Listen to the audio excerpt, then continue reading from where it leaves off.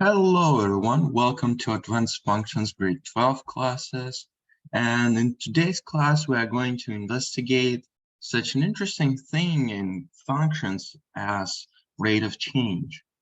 You may have heard about it before, but today we're going to concentrate on definition of rate of change and look into other properties of this. I'd like to start with a brief story that will help you to understand why rate of change is so important for functions. And let's take a look at this example, the safe driving. It is important for drivers to know how much time they need to come to a safe stop. The time needed to stop depends on the speed of the vehicle. The following table gives safe stopping distances on dry pavements. Just before we start this, chapter is called Functions, Understanding Rates of Change. And let's take a look at this table. So here we have the list of speeds that are given to us, as well as the list of reaction time, braking distance, and overall stopping distance. So we already can see that it's some kind of function right here we have, because it says that the time needed to stop depends on the speed of the vehicle. So we can say that t time as a function of v as the speed of vehicle has some dependence here. So it will depend on the speed of a vehicle. Let's take a look what we have here. If speed is 0 kilometers per hour, reaction distance, reaction time, distance 0, braking distance 0, overall stopping distance 0, it makes complete sense to me, because if we are not moving, it means it doesn't require any braking from us to stop. So in second case, our speed is 20 kilometers per hour, reaction time is 8.33, braking distance 1.77, and overall stopping distance is 10.10 meters. And here we can see that as we increase our speed, the reaction time increases, braking distance increases, and overall stopping distance increases, which makes complete sense. Here, 2 times the speed, it was 20, turned into 40, basically 2 times the reaction time, and braking distance is not 2 times, it's much bigger, and overall stopping distance is more than 2 times longer. As we can see, moving on, increasing the speed by 20 kilometers, basically for reaction time, increases it to, basically it's not doubling it, so we don't have any kind of linear dependence here. So what we can conclude from this table, that the faster you go, the more time you need to decelerate. And that's completely logical, because let's say you have specific speed at the moment, specifically giving moment of time, let's say v equals 20. It means that you have to apply some kind of counteraction in order to decelerate, decrease the speed to 0, which will give you a complete stop. How can we do that? And in this case, in order to decrease our speed, we have to apply certain acceleration, but this acceleration should be with a minus sign with respect to our speed if we want to decelerate, basically decreasing our speed. So, and this acceleration, negative acceleration, basically going to characterize the rate of change of our velocity over time.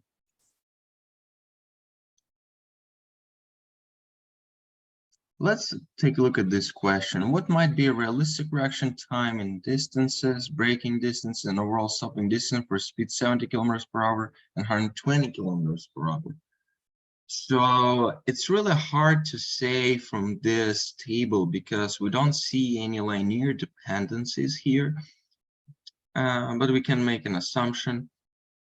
For 70 kilometers per hour, we're going to take a look at 60 and 80 kilometers per hour, and we would like to see the average value between these two, right?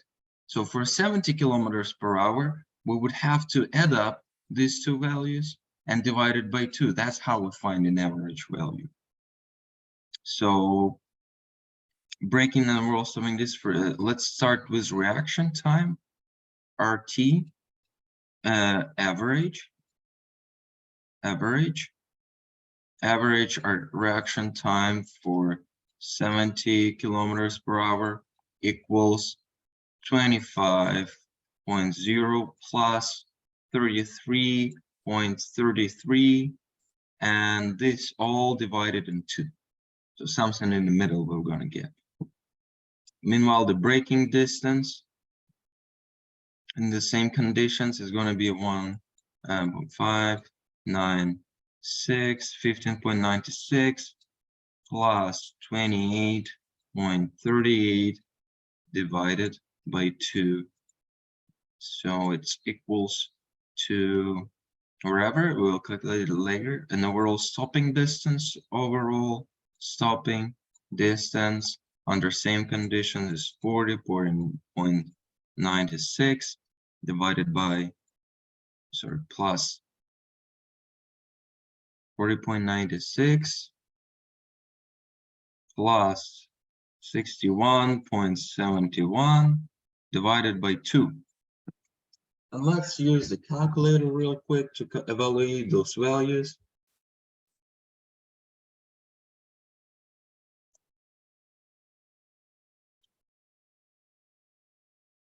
So for reaction time, it's going to be 25 plus 33.33.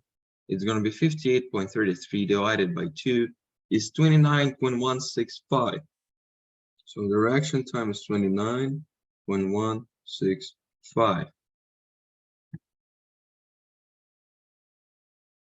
The braking distance is going to be 15.96 plus 28.38 equals 44.34 divided in 2, 22.17.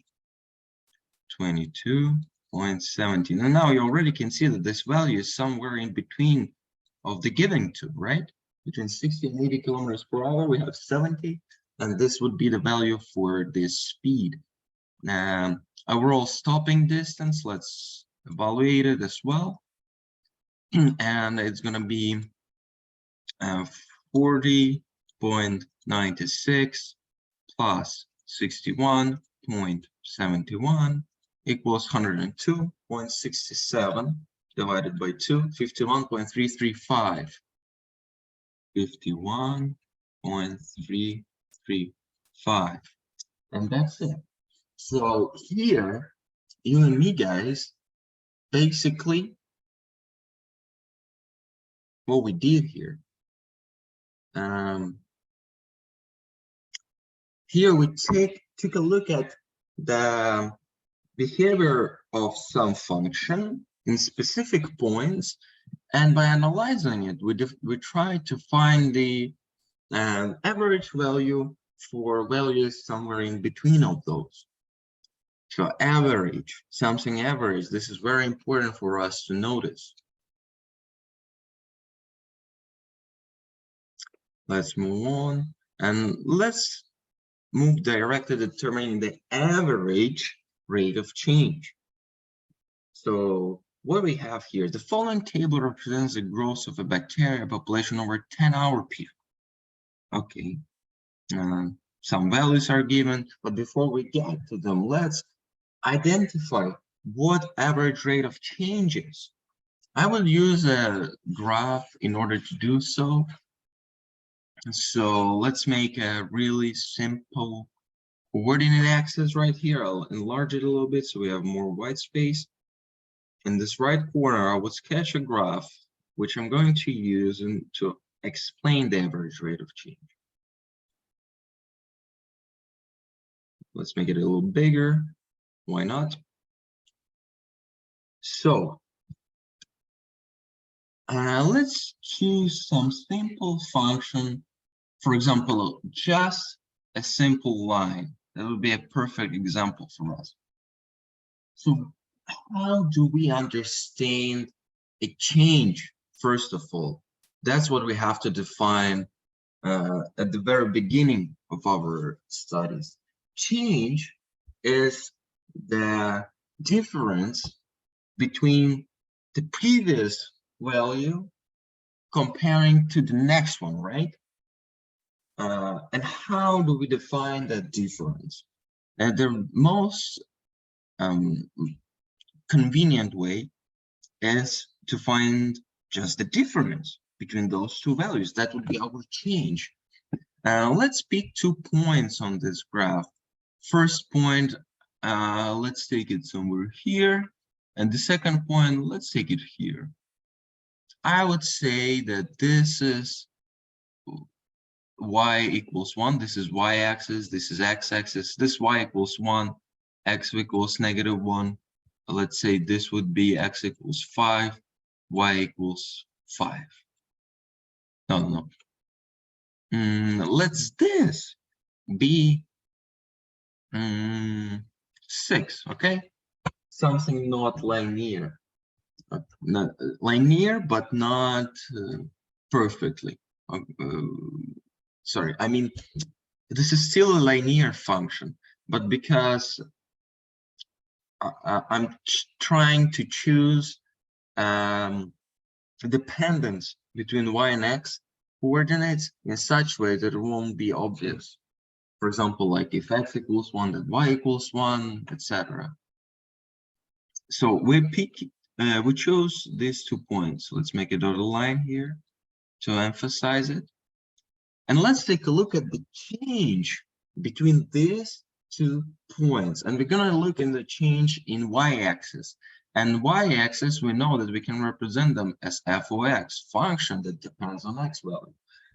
Okay, perfect.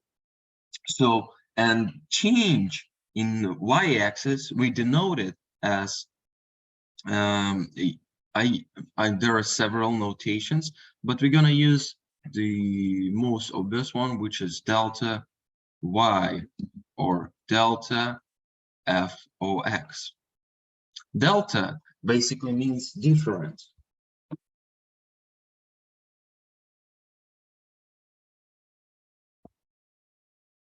So let's take a look at the average rate of change as it explained in here. In a relation, the change in the quantity given by the dependent variable, delta y, divided by the corresponding change in the quantity represented by the independent variable, delta x. Pretty much the same what we did in the previous example. So for a function y equals f of x, the average rate of change in the interval would be as follows, but let's not look into it. So as we defined in the average value in the previous example with the car braking, here we would look into average change. So the average change of f of x function with respect to x function can be expressed as the ratio of the change in y to the change in x. So delta y can be defined as, or let's call delta f of x in general notation. Delta f of x equals f of x1 subtract f of x, f of x2 subtract f of x1. We subtract the beginning from the end. We subtract the beginning from the end in order to find the positive change. If we would subtract end from the beginning, it won't be so logical because we would go in the opposite direction. But for example, if you had 1 apple, after some period of time you got 4 apples. How many apples you gained in this period of time? Of course, you won't say 1 minus 4, I gain minus 3 apples. You would say 4 minus 1, I gain 3 apples. Okay? So f of x2 minus f of x1 is delta f of x. What about delta x in the same period of time? Delta x would be evaluated in exactly the same way, x2 subtract x1. So we're looking into difference, into change in x-axis. So now we have to combine those two equalities. And how do we combine them? We determined that the average rate of change defined as a ratio of a change over this period of time and y divided by change in the independent variable. Basically, it could be time, it could be anything else, but I just pick time because it's most convenient way. And if we would like to write down the definition of an average rate of change, we would have to say the following, that x1 is less than x and x is less than x2. So our x value is between these two points, two extreme left and right points, and the rate of change is denoted as delta f of x divided by delta x. And it's pretty simple as that. We just substitute our expression from here into this formula, and we would get f of x2 subtract f of x1 divided by x2 subtract x1. And that's how we get our average rate of change, okay? And let's take a look into this particular example that I've chosen. F of x2, value of a function when x takes value x2. This is our x2, this is our x1. Remember, x1 is less than x2. So f of x2 is 6, right? So it's going to be 6 subtract f of x1. When x equals x1, the function takes value 1. So it would be 6 subtract 1 and divided by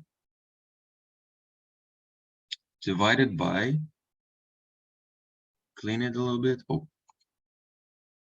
so 6 subtract 1 and divided by x2 minus x1. So x2 again is the value when to the right hand side. So x2 is 5, while x1 subtract 1 is -1. So we add 1. Okay, beautiful. So if we evaluate it, we will get 5 divided by 6.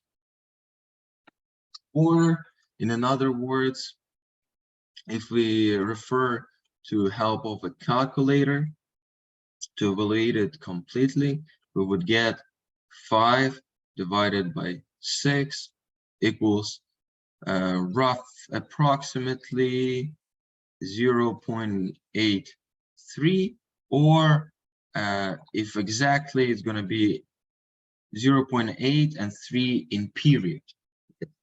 Not divide, we cannot divide it completely.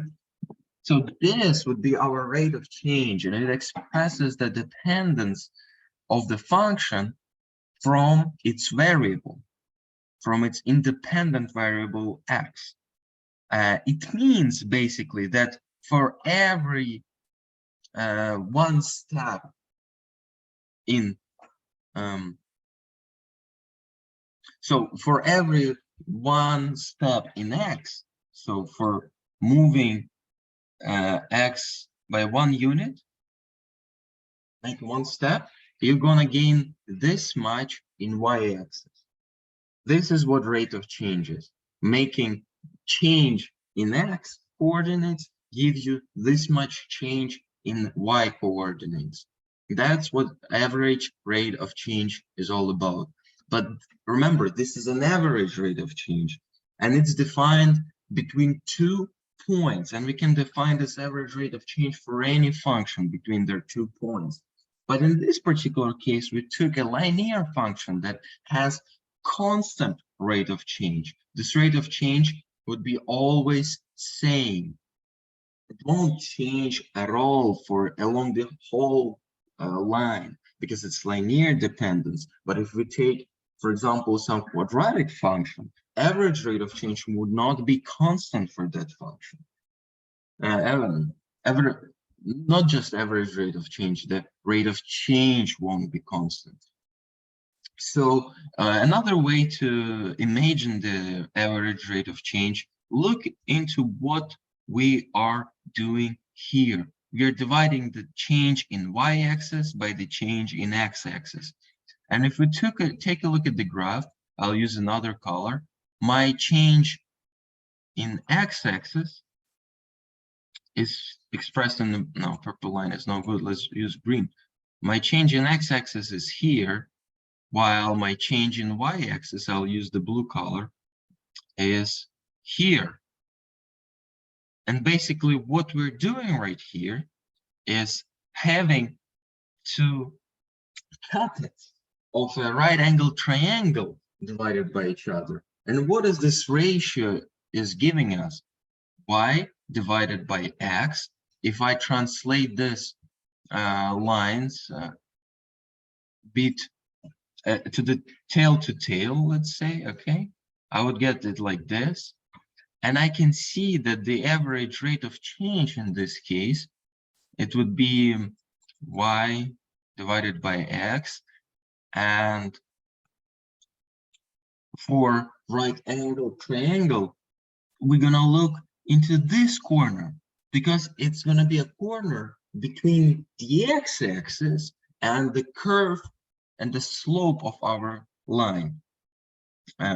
So this corner would give us this angle, and y is opposed to it, and x is adjacent cut to it. So opposed divided by adjacent is a tangent. Am I right? So it's tangent value. So now we can say that the average rate of change is defined as a tangent of an angle between the slope of a line and the x-axis. Basically, this tangent value gives us basically the characteristics of this angle at which function is moving. So if this angle is so if this angle is positive, it means the function is increasing, it's growing up. On the other hand, if we would get this angle negative like this, we would have a completely different rate of change, and the function would be decreasing. So now we can say delta f of x by delta x also equals tangent of an angle between the second line and the x-axis. What is second line? Second is a line that connects any 2 points on a curve. In this particular case, second line is equivalent to the graph itself because it's linear dependence. But for example, let me use some other color. I'll use red, I'll use yellow. I'll clean up my calculations right here. So let's say I have some kind of quadratic function like this, and I have 2 points here and there, and I connect them by a straight line. This would be my second line. And you see the second line would also have certain tangent for it. It will have certain angle here. And you see that this angle is pointing down, so it means the average rate of change would be negative. So function is decreasing, is going down.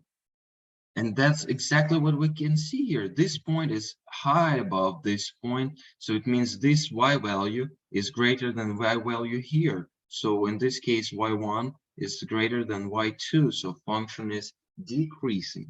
Now but it's an average rate of change, right? And this interval between these 2 points, this would be an average characteristics of the behavior of this function. So I hope it's clear. Let's talk it through. The second line is for an average rate of change. Second line connecting 2 points is for an average rate of change, and the rate of change is defined as tangent of an angle between the second line and the x-axis. I hope it's clear. And I'll clear the desk now.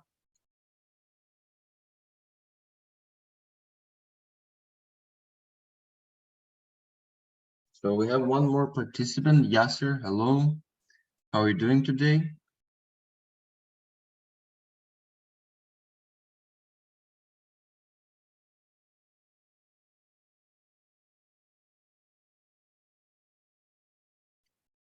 Yasser, are you with me?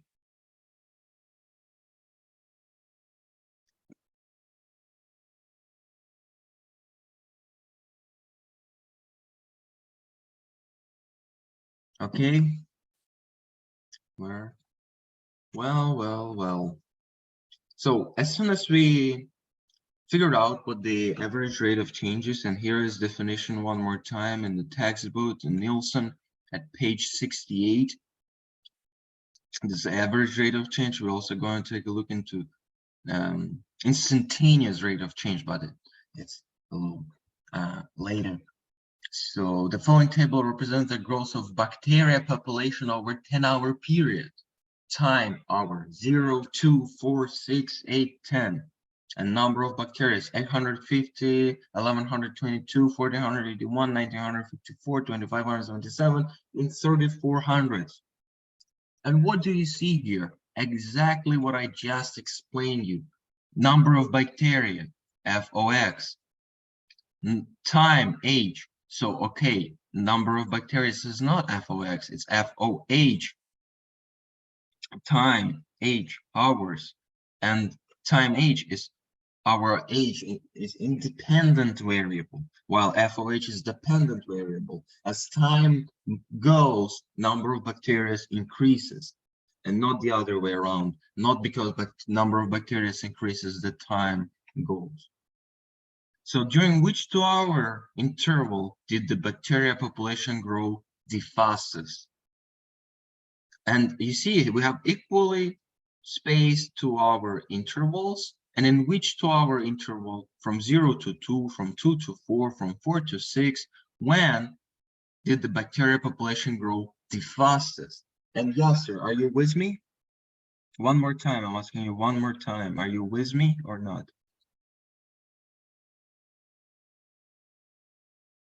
Okay, great.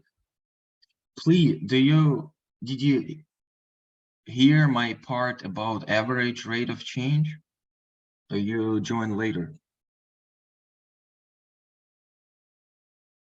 Know what? Can you use your microphone, please? Because I remember we talked to each other, but now for some reason you're not doing that.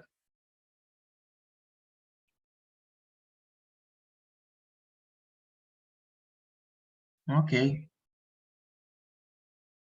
So know what? You heard about average rate of change or you didn't?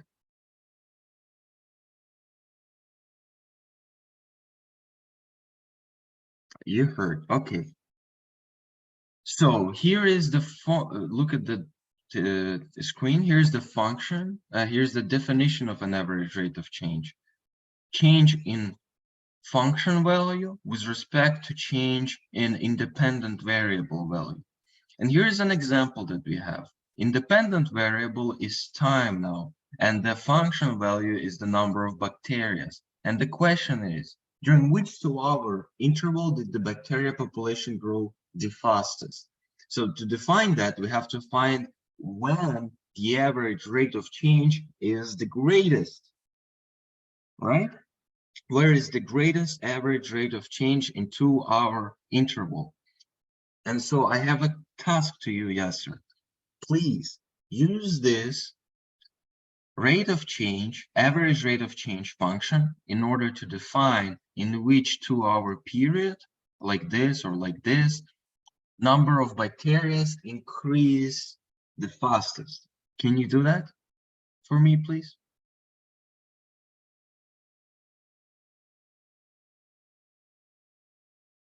Yes or no?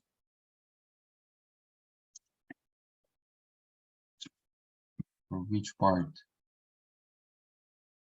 So I want you to use the average rate of change function that is right here. And you say you heard me explaining about it. I want you to use this formula to define in which 2-hour interval did the bacteria population grow the fastest. To do that, you have to apply the average rate of change function to the values that are given to you in this table. For example, I give you one example and then you do it on your own.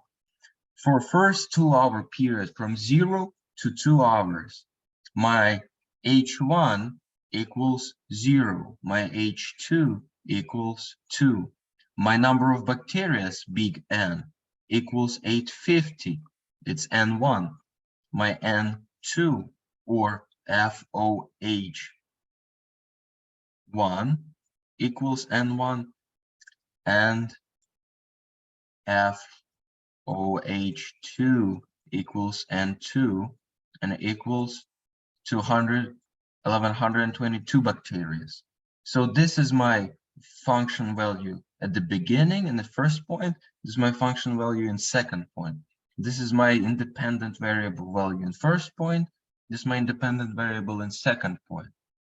So using the average rate of change function, where delta FOX over delta X, it defined that as FOX2 subtract FOX1 divided by X2 subtract X1. We're going to use this formula and we're going to substitute these values that are given to us into it. So the average rate of change for an interval of time from 0 to 2 hours would be as follows. Delta FOH and delta H equals FOH2 minus FOH1. So number of bacteria at the end of this time period, we subtract the number of bacteria at the beginning of this time period. So 1122 bacteria minus 850 bacteria divided by change in time. Time at the end of this period, subtract the time at the beginning of this period. So 2 subtract 0. As a result, we have 1122 minus 850 divided by 2. I use a calculator for that. 1122 subtract 850 is 272 divided by 2 is 136. 136. So this is my average rate of change in numbers of bacteria with R. So this is number of bacteria that gained over 1 hour period, basically. Do you agree with me or not?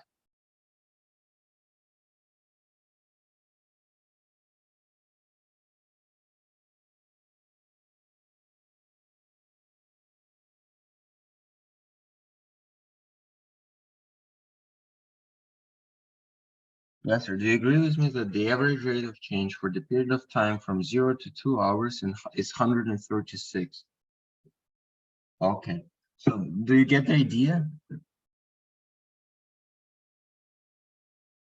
Brilliant. And tell me in which period of time the rate of change is the greatest. And I'm telling you, you're gonna be the smartest guy if you do this. Because this is basically all you have to understand about rate of change. You have to understand this dependence. What rate of change is describing? And example with hours and numbers of bacteria is the best example that you could find, because because time is some kind of quantity that we can understand easily. And if you figure out this example, other examples where you have function depending on the velocity, for example, or depending on the height, would be much easier for you to understand and analyze in terms of rate of change.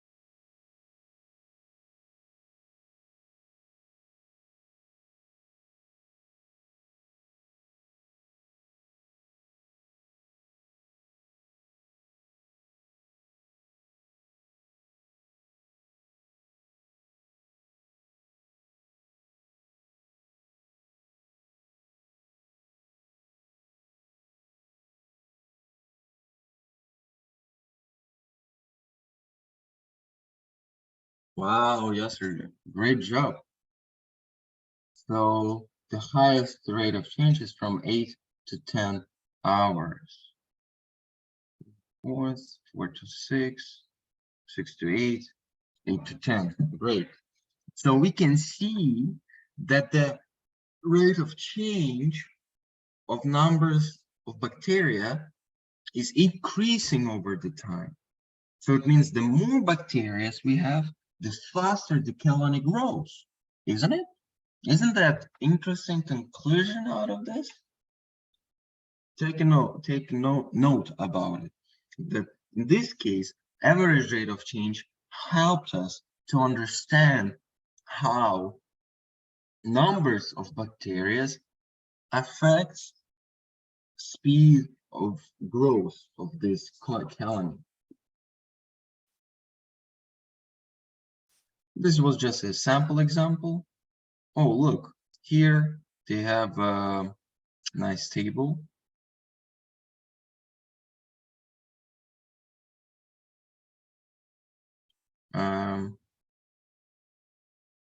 Yes, sir, I can see that your evaluation is wrong.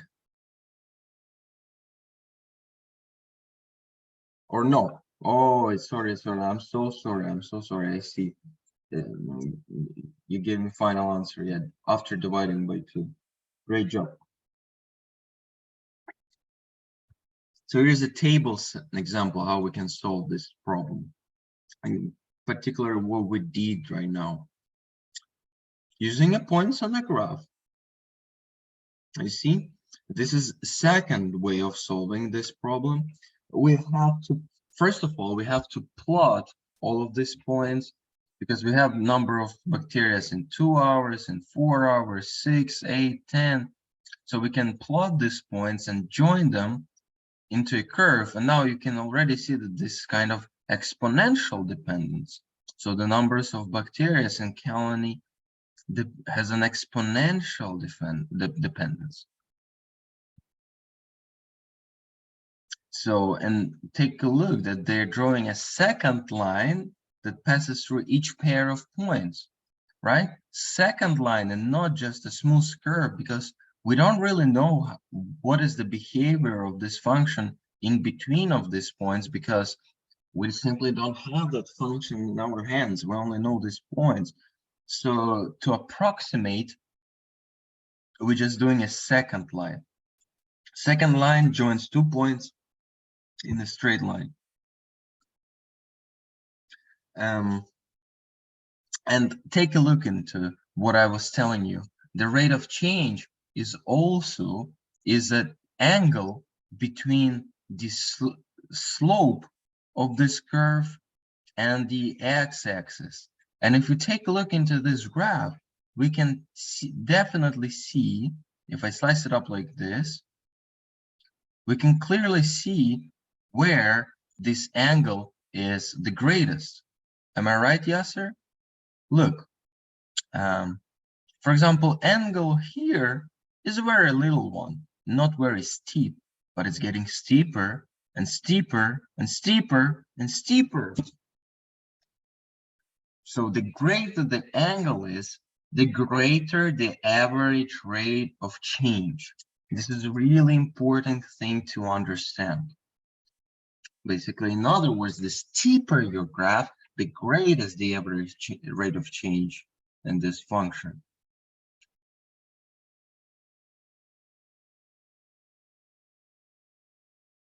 Do you agree with me, Yasser? Great. So moving on.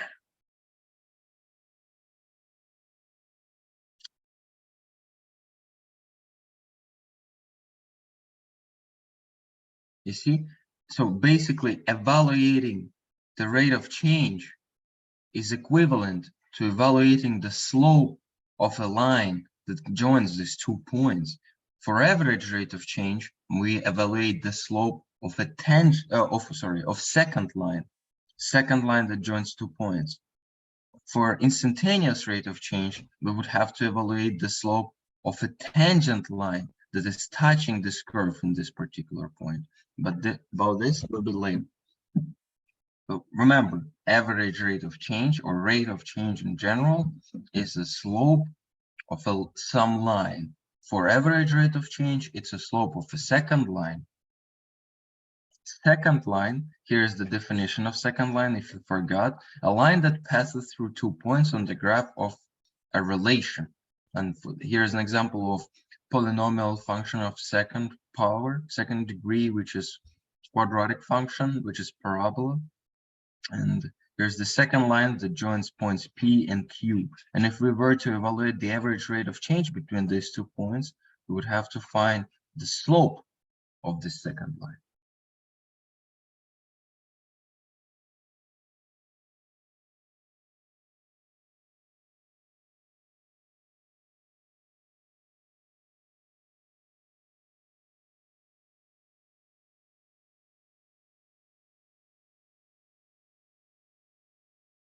So all of these answers we already answered.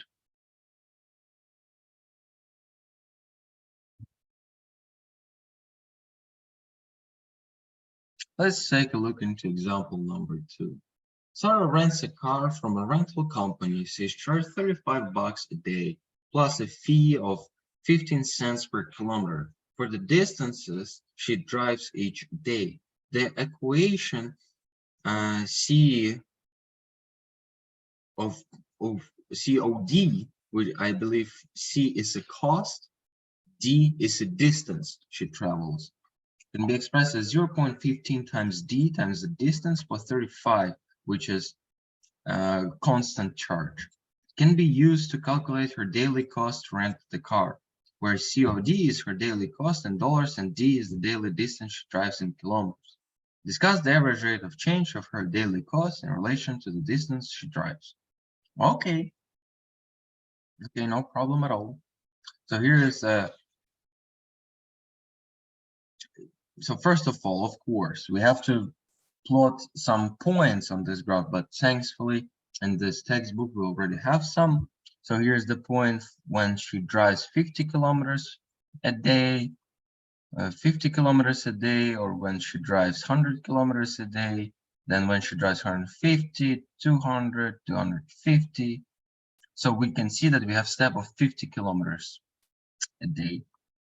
And we can clearly see, but just by looking into form of this function, yes, sir, this is not a polynomial function for sure, no degree here.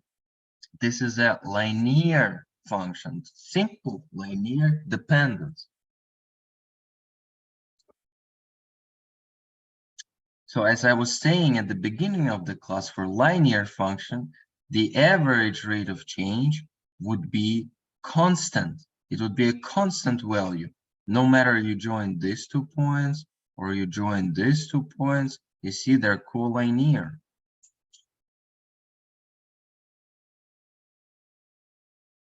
It means that average rate of change between any 2 points on this graph is always constant value.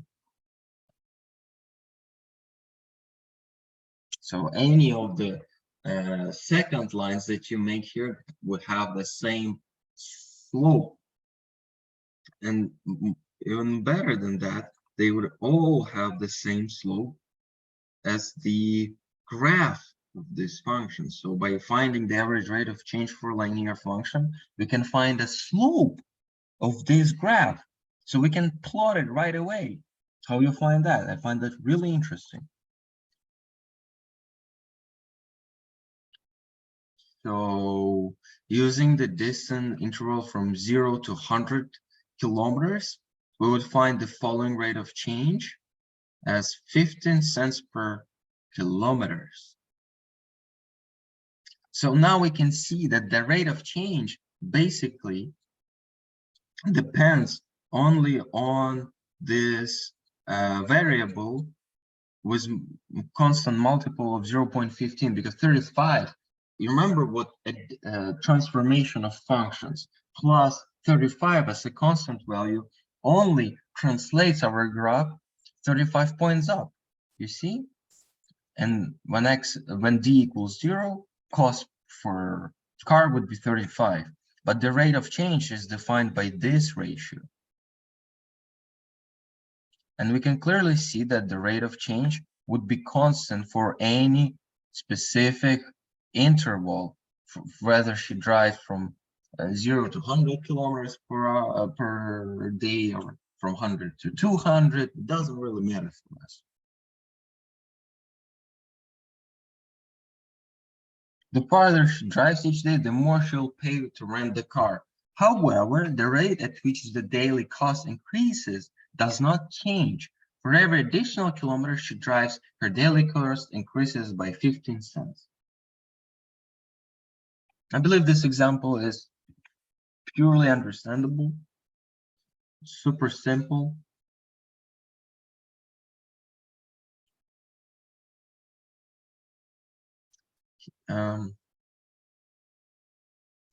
Example number 3, Andrew drains the water from a hot tub. The tub holds 1,600 liters of water. It takes 2 hours for the water to drain completely. The volume V in liters of water remaining in the tube at various time t-minutes is shown in the table and graph.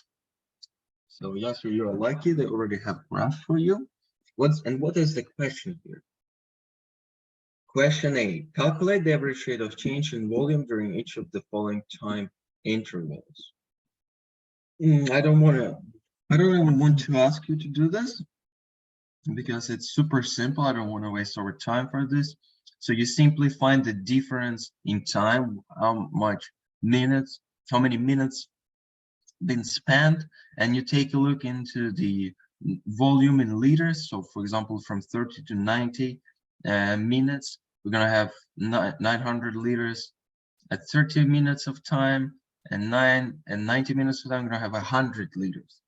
So basically, in this period of time, we drained 700 liters of water in 60 minutes. So the rate of change would be 700 liters divided by 60 minutes. This would be our rate of change. Do you agree with me?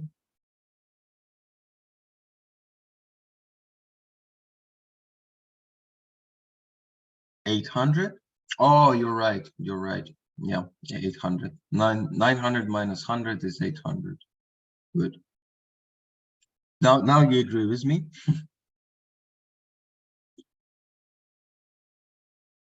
This is very good that you're really attentive.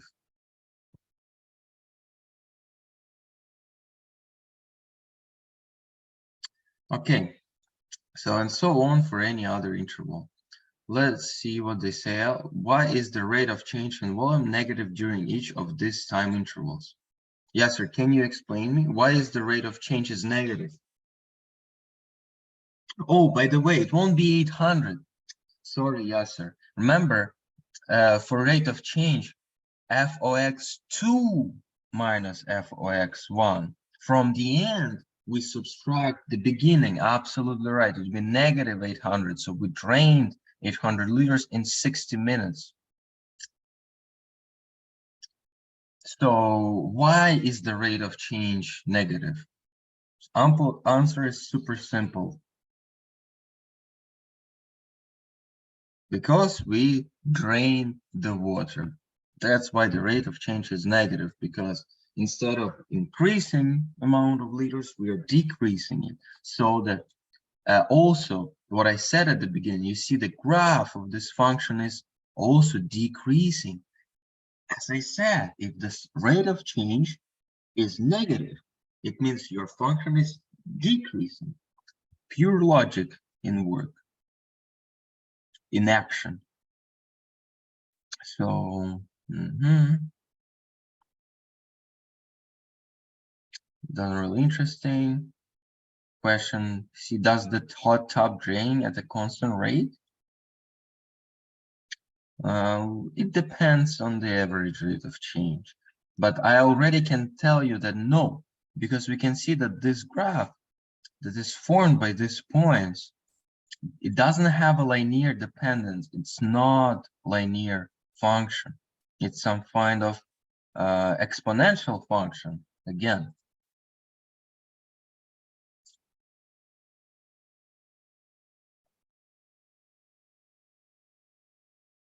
And again, one of the cool ways to define that, just sketch several second line, and you're gonna see if they don't overlay each other, it means the rate of change is not constant. And you can see that slope at the beginning is very intense. So water drains faster at the beginning than it drains at the end.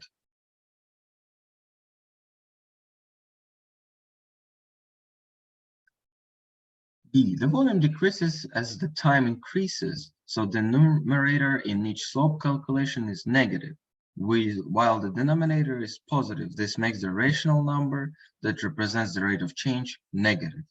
This kind of mathematical explanation why the rate of change is negative, but we all understand why it is so, because we drained water. The water is not draining at a constant rate over the 2-hour period. This can be seen from the graph because it is a nonlinear relationship. The water is draining from the tub faster over time intervals at the beginning of the 2-hour period. As the volume of water decreases, the pressure also decreases, causing the water to flow out of the tub more slowly. Again, makes complete sense. Looking at the slope calculations, the slope of the red and blue second lines have a greater magnitude than the slopes of the green and purple second lines. Also, the slope of the second line between points over each 10-minute interval are smaller in magnitude as time increases. Of course, this is what we are showing. The magnitude of this slope is decreasing, getting less intense.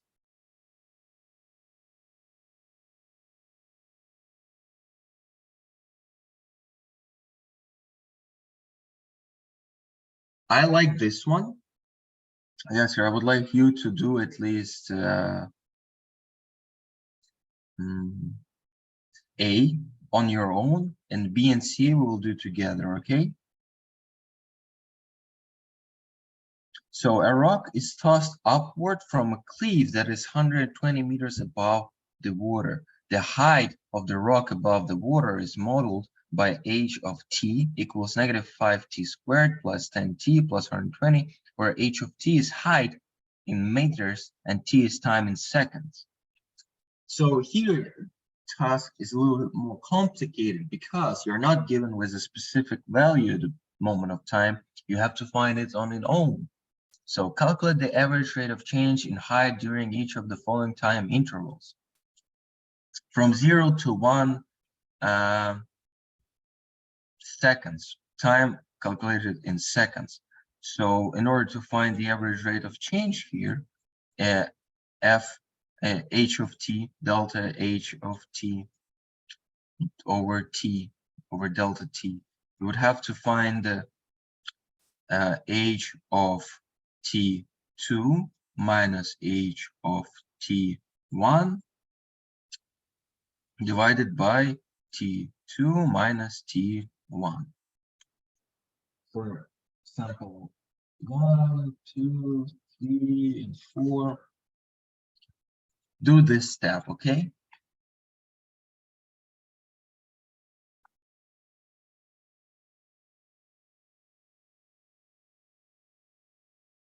Yes, sir. All good?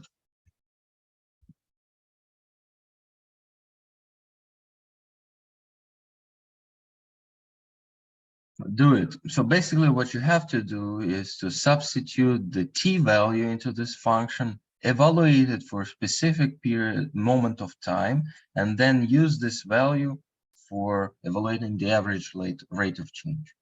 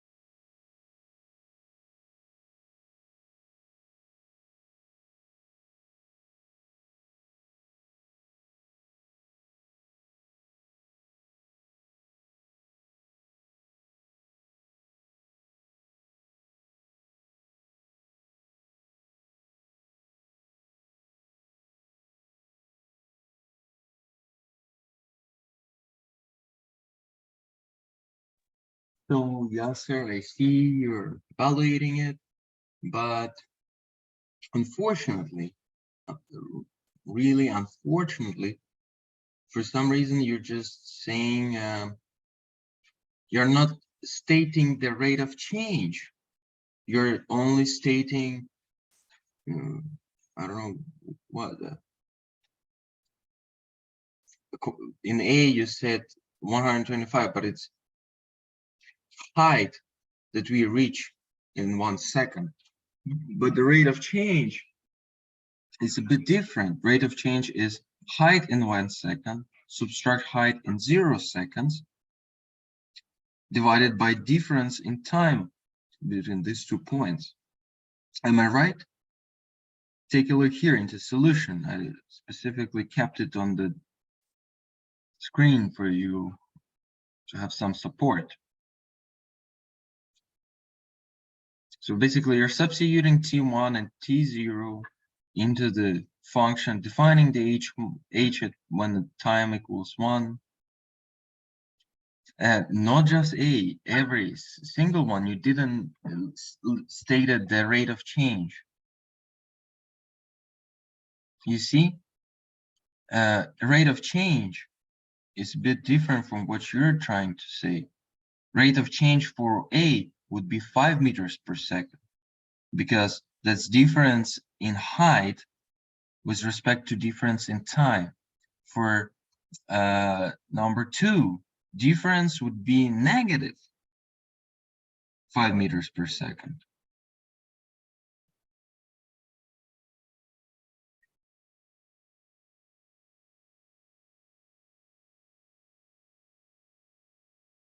And this is rate of change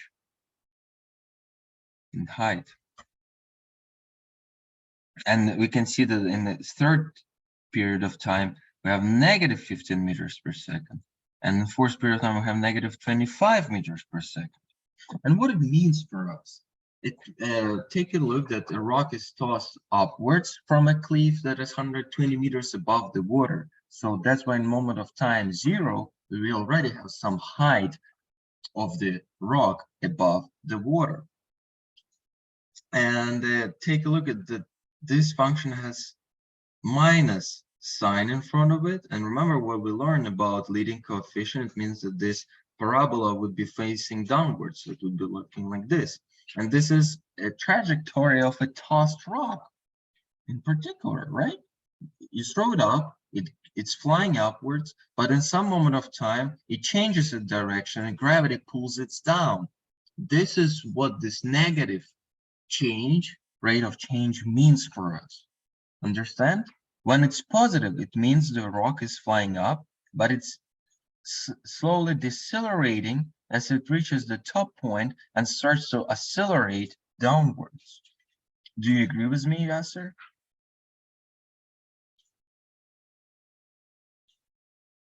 The rate of change was first positive, and then it turned negative. We were going up the curve, and then we're going down the curve. Do you understand now? Do you understand your mistake, Yasser?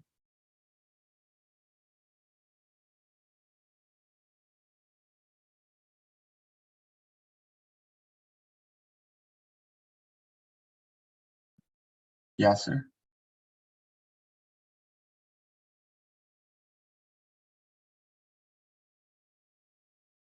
Yes, I said, please do example question A, calculate the average rate of change.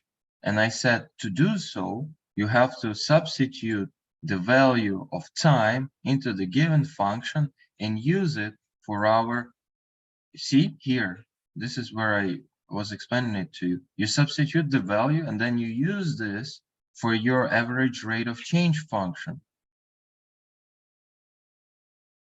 Yeah, substitute the values and evaluate the average rate of change.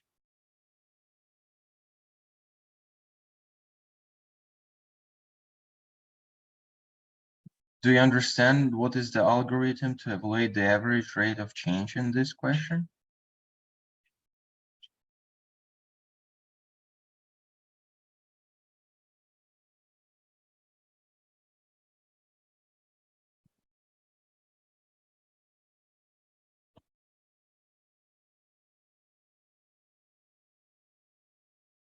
Okay, let's try it. If I substitute 2 into this function, let me see what I get. Negative 5t squared plus 10t plus 120. If I substitute 2, I get negative 5 times 4 plus 10 times 2 plus 120. Negative 5 times 4 is negative 20 plus 10 times 2 is 20. So overall, this turns into 0. So I have only 120. So my height is going to be 120 when t equals 2. When t equals 1, my height is 125. So the rate of change between 2 and 1 would be 120 subtract 125, because this is in T2, this is T1. What about it? What about the exponent?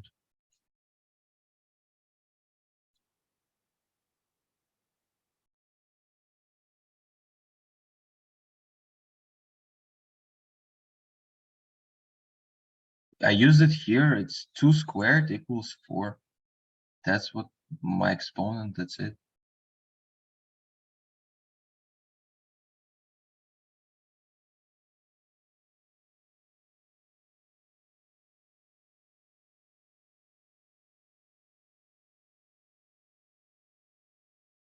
Do you have any questions about this?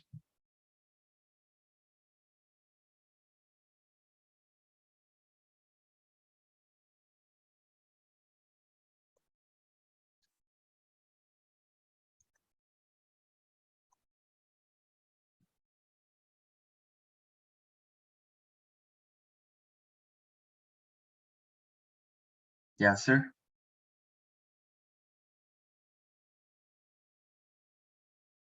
Yeah, what is your question?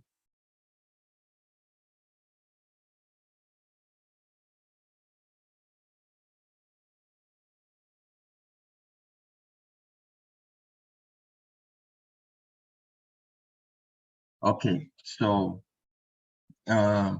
take a look at this solution. Try to figure it out again. From now, I'm making a 15 minutes break, okay? And then we'll continue our class. So see you at 11:45. You can try this problem one more time while I'm away.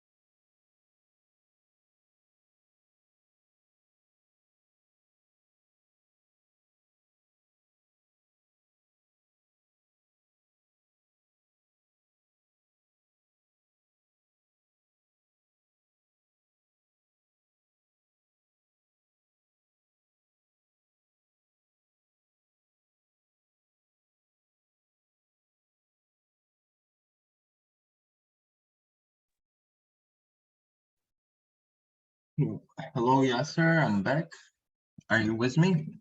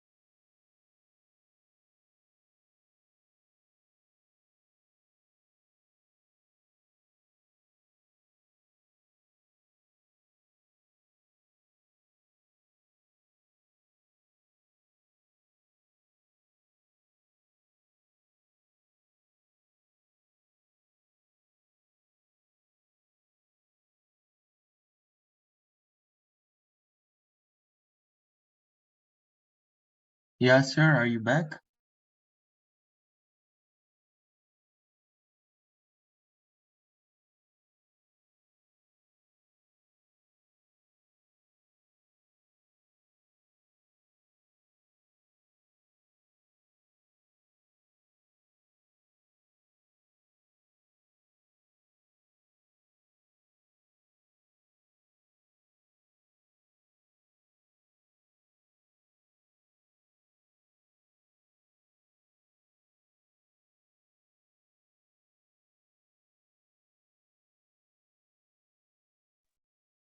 Okay. Yes, sir. I hope you're with me. There is no question about this exercise.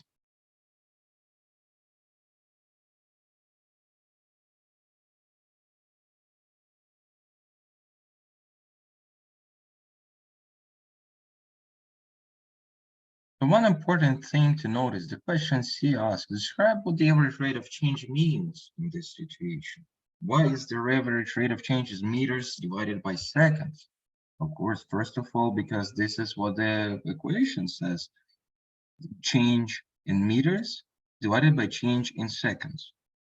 But also, the average rate of change compares the change in distance over an interval of time. The rate of change represents the speed of the rock over the interval, because the velocity is what describes the change in distance over time.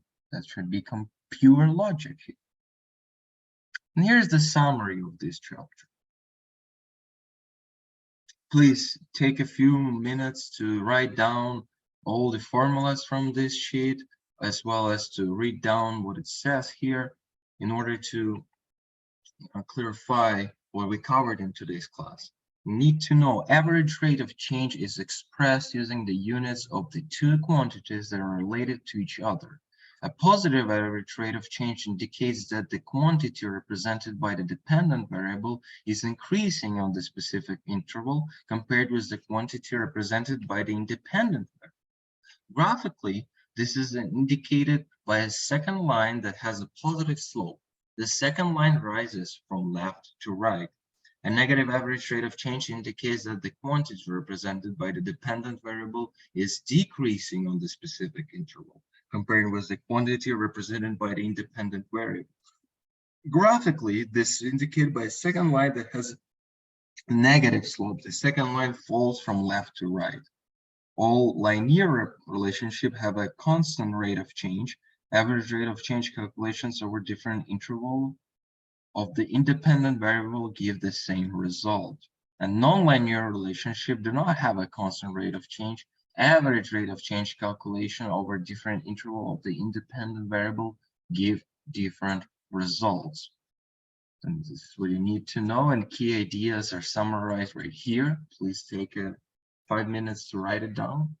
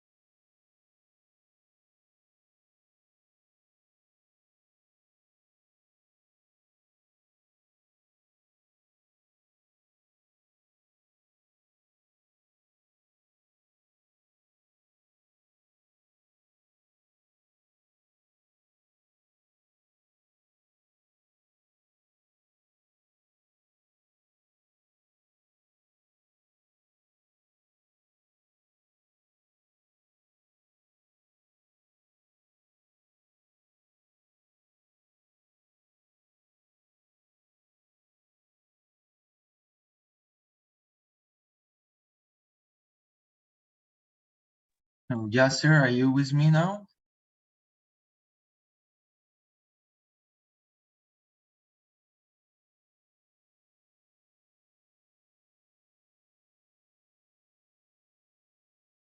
Yeah, I hope you had enough time to copy this information down.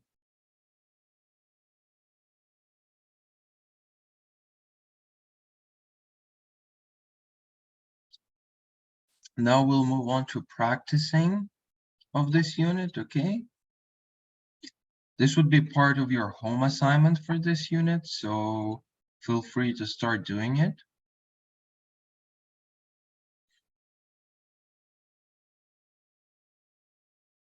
I don't believe you have to check your understanding, though it was pretty clear.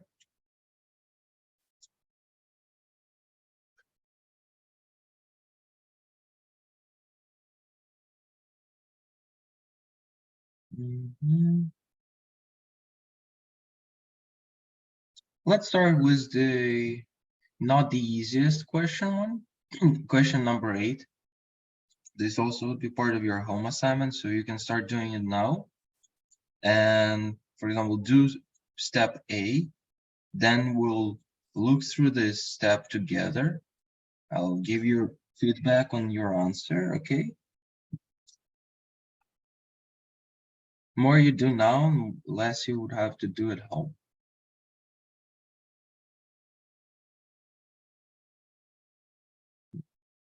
So please start doing exercise 8. And once you finish part A, just let me know, okay?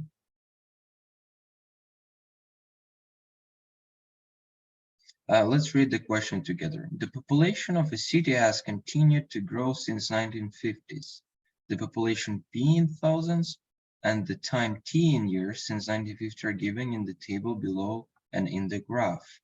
Calculate the average rate of change in population for the following intervals of time.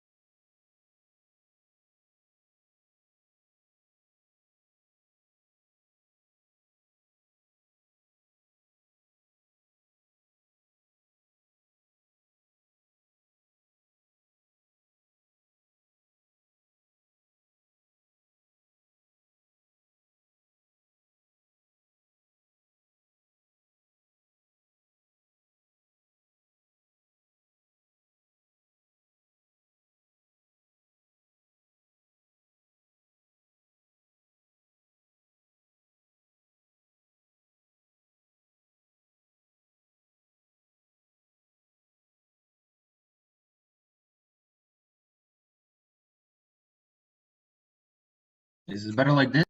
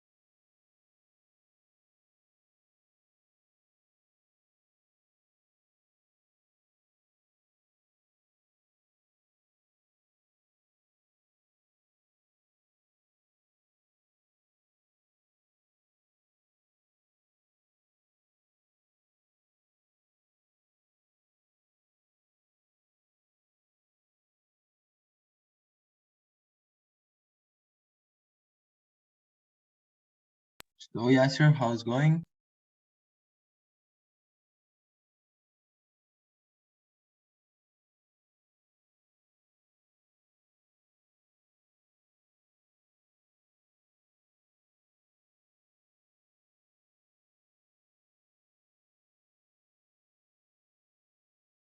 Yasser?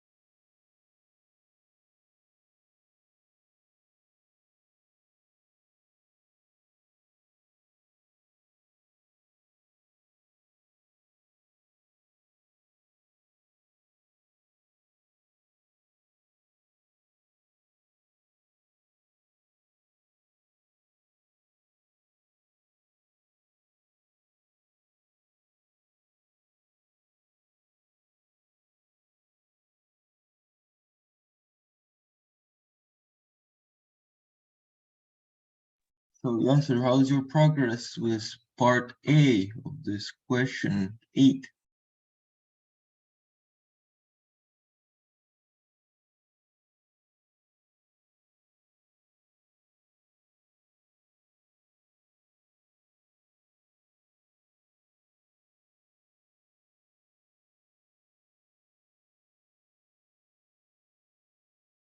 I'm saying, how is your progress with question 8, part A?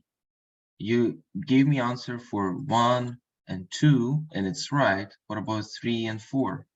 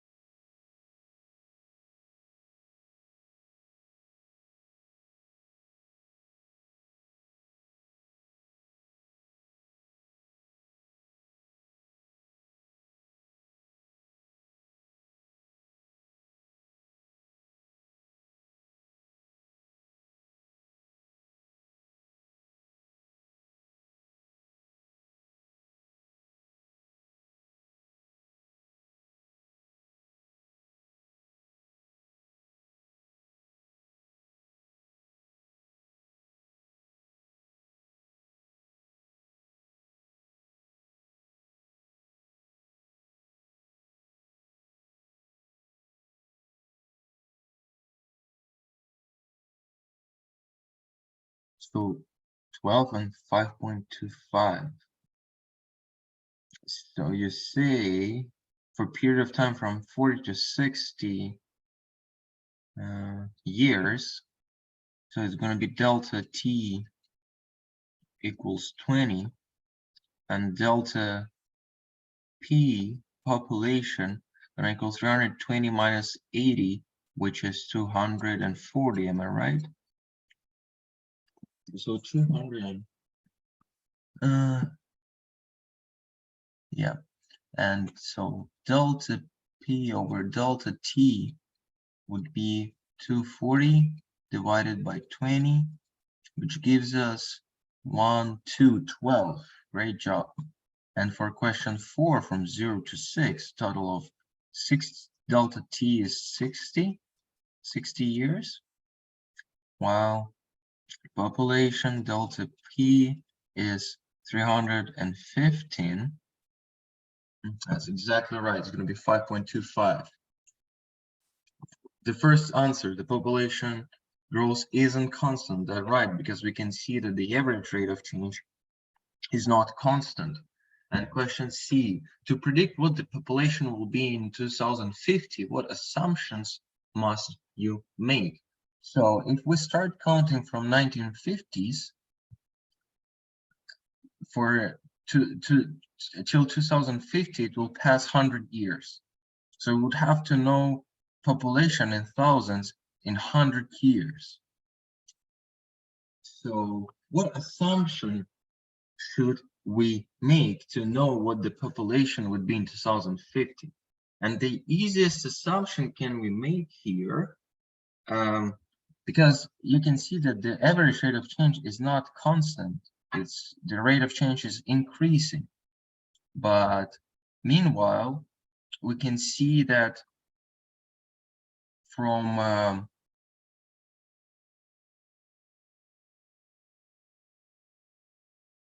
yes, the final one should be 2010. And what assumption should we make here? We already see that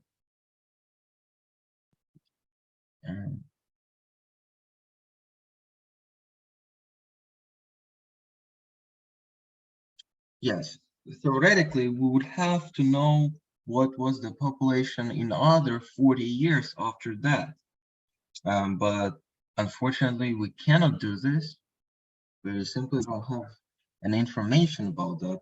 But what I can see from the number of from the population here, that every 10 years, you see, every 10 years, our step is 10 years only. Look here, first year, 5,000, second year, 10,000, year after 2 years after that, 20,000, then 40,000, then 80,000, then 160,000, and 120,000. If you take a look into average rate of change each 10 year, you will see that population doubles every 10 years. Is that correct? Absolutely right. So this would be my assumption that I have to make in order to predict the population in 2050. My assumption would be that every 10 years, the population doubles. So I would have 70 years, 80 years, 90 years, and at least 100 years.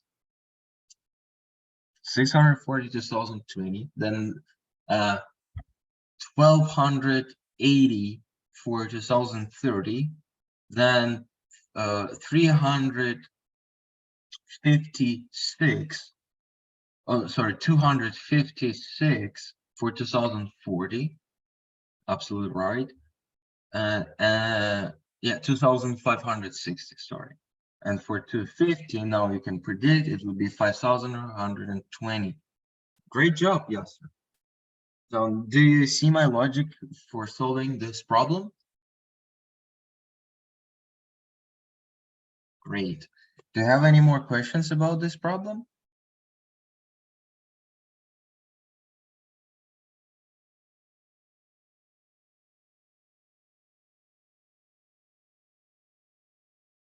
Absolutely right.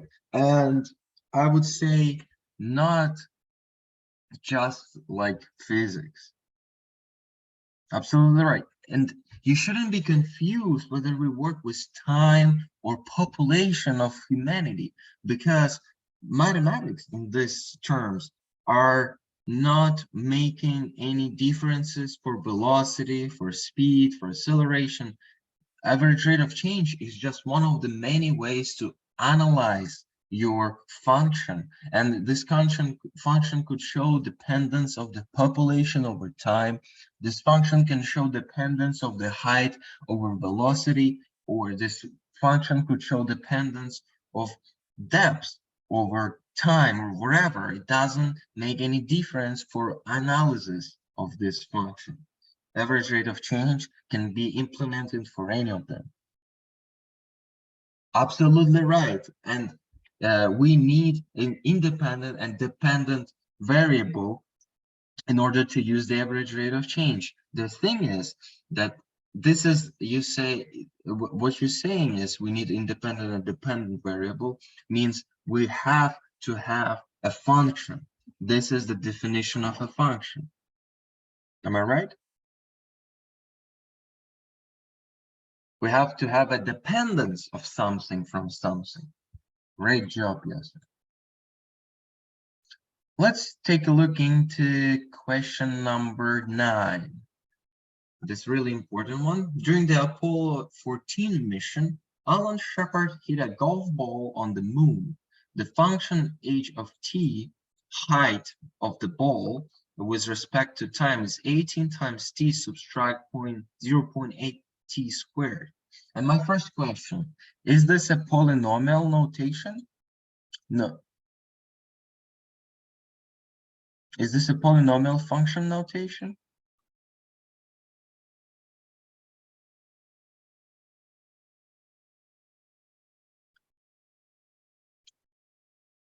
I will give you a hint. Remember, for polynomial function notation, we have to have the greatest exponent be in the first place and be gradually decreasing as we move on to the right-hand side. So this is not exactly the proper polynomial function notation. We would have to rewrite it as negative 0.8 times t squared plus 18 times t. This would be a proper polynomial notation.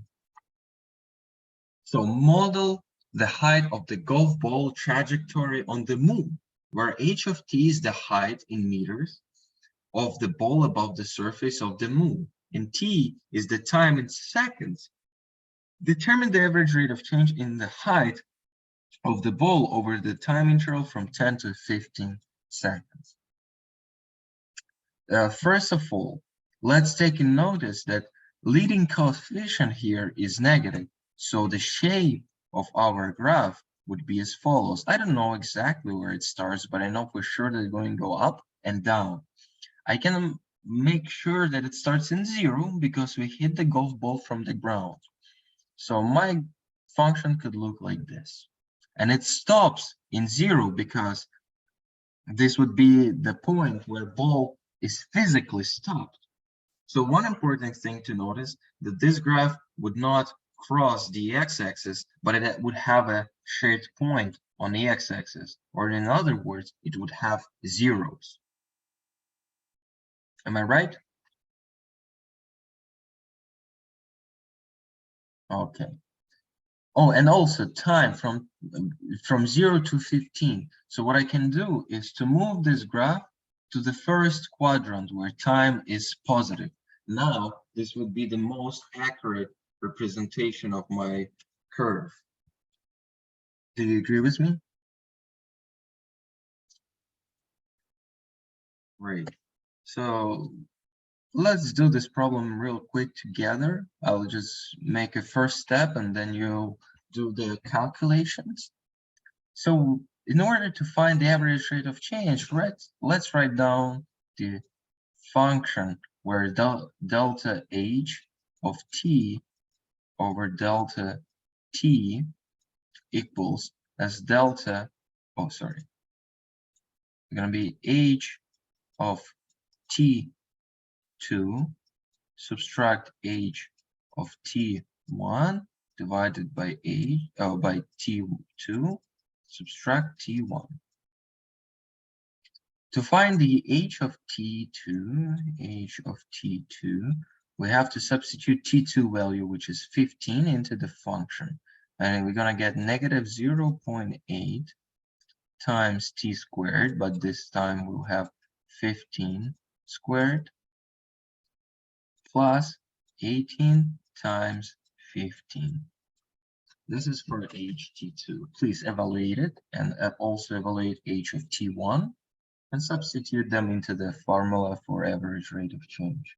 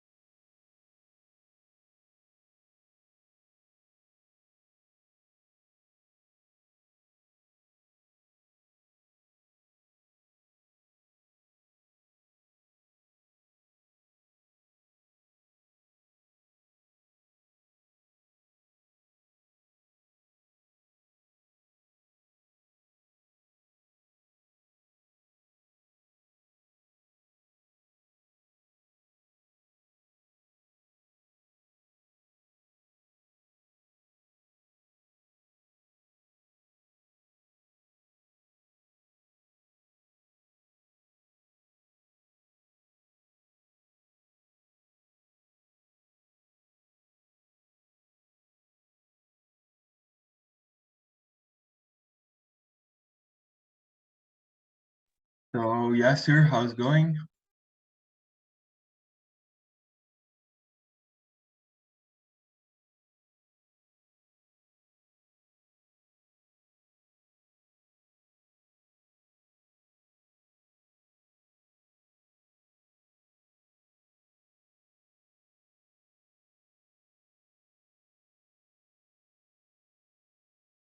Yes, sir.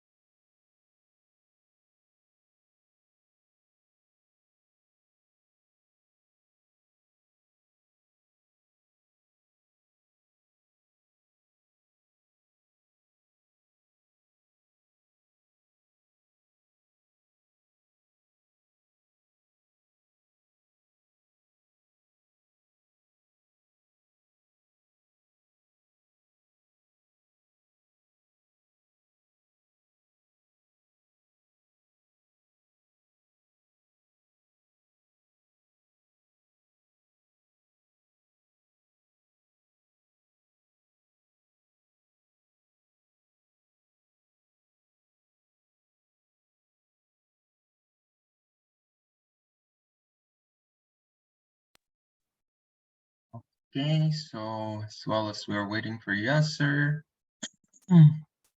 let's finish this task by ourselves.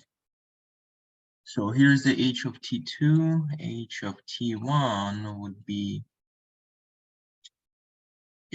negative 0.8 times 10 squared plus 18 times times 10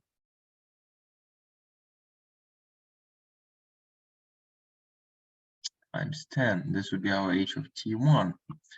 And we know that delta t time difference in time would be from 10 to 15 seconds would be only 5 seconds. So now we have to evaluate h of t2 and h of t1. I'll use my nice calculator to do so. And it would be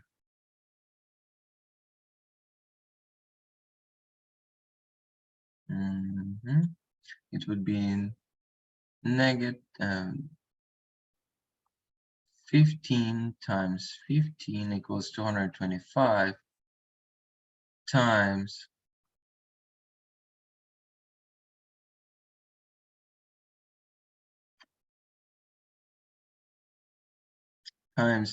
negative times 0.8, but we take it to as minus, so it's going to be negative 180.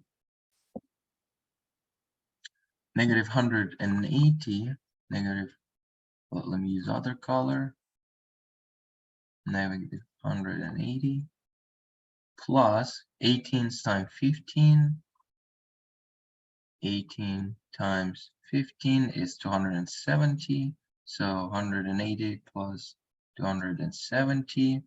And we know that it's going to be a difference of 90 meters. So h of t2 is 90 meters and h of t1, let's calculate that. It would be negative 0.8 times 100, because it's 10 squared. It's going to be negative 80 plus 180. So height would be 100. Okay, h of t1 is 100 and h of t2 is 90. And let's substitute that into our rate of change, average rate of change formula, and we're going to have delta h of t over delta t equals we subtract the beginning from the end, so it's going to be 90 subtract 100 divided by delta t is 5 seconds. So we have negative 10 divided by 5, which gives us negative 2 meters per second. No problem, Yasser. You have a great day. Please follow up to the Google Classroom to see your home assignment and have a good day. Good luck. No worries. So now we evaluated the average rate of change from 10 to 15 seconds. You too, Yasser. Good luck. So we know average rate of change from 10 to 15 seconds is negative 2 meters per second. So it means that in this period of time, the average rate of change is negative. So it could be even here and here, 10 to 15 seconds. So the height is decreasing on an average in this period of time. Hope it's clear with everybody. Now,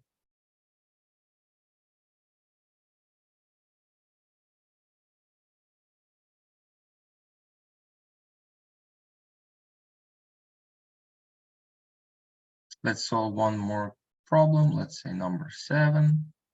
Shelley has a cell phone plan that costs $39 per month and allows for 250 free anytime minutes. Any minutes she uses over 250 free minutes costs 10 cents per minute.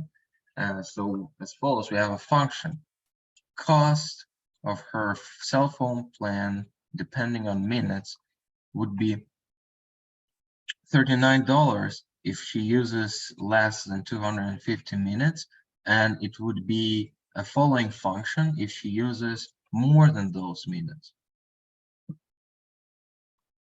So this function can be used to determine her monthly cell phone bill, where C of M is her monthly cost in dollars and M is the number of minutes she talks. Discuss how the average rate of change in her monthly cost changes as the minutes she talks increases. So first of all, as her minutes increases from 0 to 250 minutes, her rate of change of her monthly cost is constant because she's not paying any extras. But once we pass this limit of 250 minutes, so number of minutes is greater than 250, we'll have the following function where it's 0.10 times minutes subtract 250. So the difference in minutes that she used over the plan that she paid plus 39 minutes. And here we could see that after she passes the limit of 250 minutes per month, her price for the for her plan would increase as a linear dependence, because she would pay 10 cents for every extra minute she used. So basically the graph of this function would look as follows. If I use my coordinate axis and I would plot a horizontal line somewhere here, which would be the lowest amount of money she pays. This would be $39.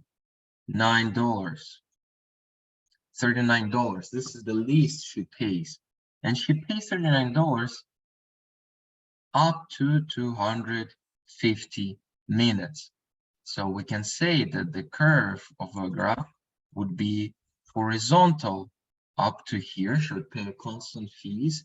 And after this point, her fees would increase, but as a linear dependence, because for every extra minute, she pays only extra 10 cents. So the slope of this curve would be constant. So the average rate of change would be constant as well.